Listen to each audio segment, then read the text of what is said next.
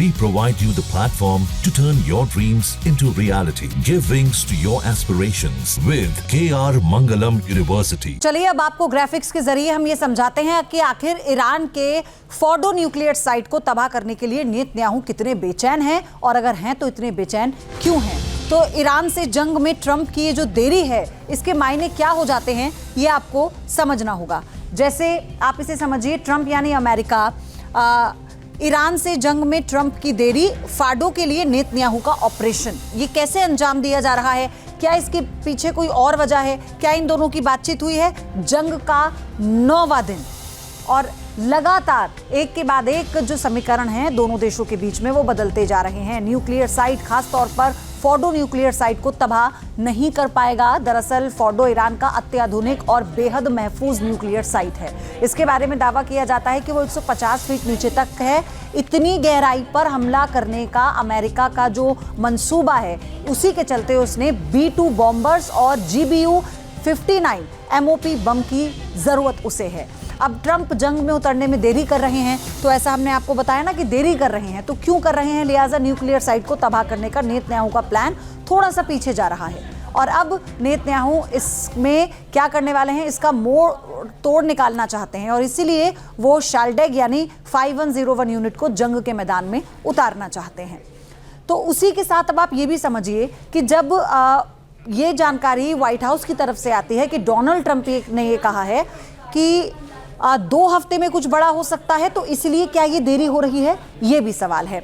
और चलिए अब आपको हम ये बताते हैं कि किस तरह से जो यूनिट्स को भी तबाह किया जा रहा है। और अब यहाँ पर आप समझिए कि शेल्डेग यूनिट क्या है। इजरायली वायुसेना की ये स्पेशल विंग है, और क्यों ये खास है, क्यों कहा जा रहा है कि ये दुश्मन का काल बन सकती है, तो इसके बारे में आपको समझना होगा। कहीं भी कभी भी कार्रवाई करने में ये पूरी तरह से सक्षम है, किसी भी तरह के ऑपरेशन को अंजाम दे सकती है ये यूनिट। कमांडोज कार्रवाई में माहिर हैं। इराक में एटमी रिएक्टर को तबाह करने वाली टीम है ये। आप समझिए इसकी ताकत की और इसकी क्षमताओं के बारे में। और इसीलिए कहा जाता है कि हर एक जो कदम है वो फूंक फूंक कर रखा जा रहा है।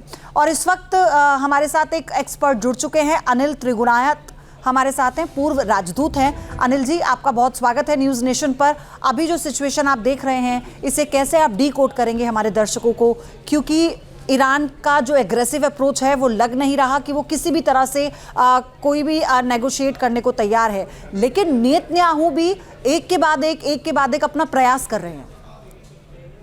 देखिए, दोनों देश जो हैं, ईरान और इजराइल, ये आज से नहीं है। 1979 से ये एक दूसरे को नेस्तनाबूद करने में लगे हुए हैं, और कभी कोवर्टली होता है, लेकिन अब जाके पिछले 1.5 साल में हमने देखा है कि ये डायरेक्ट अटैक एक दूसरे के ऊपर कर रहे हैं। अभी तक इंटेलिजेंस ऑपरेशंस के थ्रू ये सब होता था, और या प्रॉक्सीज के थ्रू, जैसा हमने देखा कि हमास, हिजबुल्लाह और हुती जो ईरान की प्रॉक्सीज हैं, उनके खिलाफ इजराइल लड़ता था। अब हम इस वक्त जो सिचुएशन देख रहे हैं वो एक सबसे ज्यादा घातक सिचुएशन है पूरे रीजन के लिए, और वो इसलिए है क्योंकि अगर ये युद्ध और आगे बढ़ता है तो आप ये देख लीजिए कि ईरान भी नहीं चुप बैठेगा। ईरान ने भी इजराइल को काफ़ी हद तक चोट पहुंचाई है, और इजराइल की सुपीरियरिटी तो है ही, तो उसने भी वहाँ के जो मेन पॉलिटिकल मिलिट्री लीडरशिप है उसको काफ़ी हद तक नुकसान पहुंचाया है, और वो क्षमता रखता है। लेकिन जब ईरान और इजराइल के बीच में इस वक्त एक तरह की बराबरी की टक्कर है जी, और इसीलिए अमेरिका को वो बुलाना चाहता है इजराइल के आगे अगर बढ़ना है, आगे किसी तरह से इसको जो न्यूक्लियर प्रोग्राम जो कह रहे हैं ईरान का, अगर उसको खत्म करना है तो उन्हें अमेरिका की आवश्यकता पड़ेगी। इजराइल के बस अकेले में इसको बहुत दिन तक झेलना मुश्किल होगा, ये नॉर्मल लड़ाई को भी जो अब हो रही है, जिस तरह की खबरें आ रही हैं युद्ध क्षेत्र से। सर ये भी बताइए, जो डोनाल्ड ट्रंप के बयान आ रहे हैं वो किस तरह की अप्रोच दिखा रहे हैं? क्या बैकडोर से डोनाल्ड ट्रंप के माइंड में कुछ और चल रहा है? क्योंकि भले ही चीन और रूस खुलकर ये नहीं कह रहे कि हम ईरान के साथ हैं या हम अमेरिका के खिलाफ और इजराइल के खिलाफ साथ खड़े हैं, तो वो कहीं ना कहीं मतलब कहते हैं ना कि बिना कहे वाला समर्थन है उनके पास, लेकिन जो डोनाल्ड ट्रंप की इस दौरान भूमिका है उसे कैसे देखिए? एक चीज देख लें आप, अमेरिका जो है वो हर हालत में इजराइल के साथ खड़ा है, इसमें कोई शक की बात नहीं है।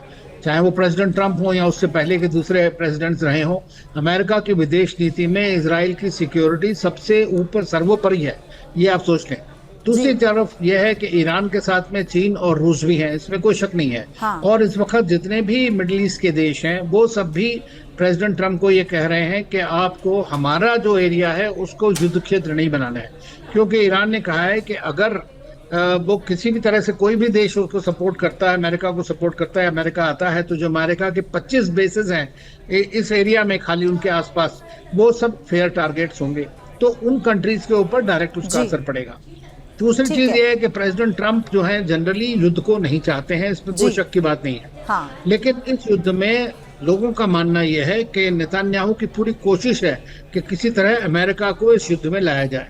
हाँ। और वही इसलिए उन्होंने 2 वीक का समय अमेरिका भले हथियारों से सपोर्ट कर रहा है, उसके बावजूद भी जो डोनाल्ड ट्रंप बयान दे रहे हैं ना, वो भी इजराइल को एक ताकत भी दे रहे हैं और सपोर्ट भी कर रहे हैं, ये भी साफ तौर पर दिख रहा है। जहां भक्ति है हर शब्द में, कथाओं में छिपे हैं दिव्य रहस्य और ज्योतिष देता है जीवन को दिशा। धर्म से जुड़ी हर बातों को जानने के लिए हमारे चैनल स्तुति को सब्सक्राइब करें।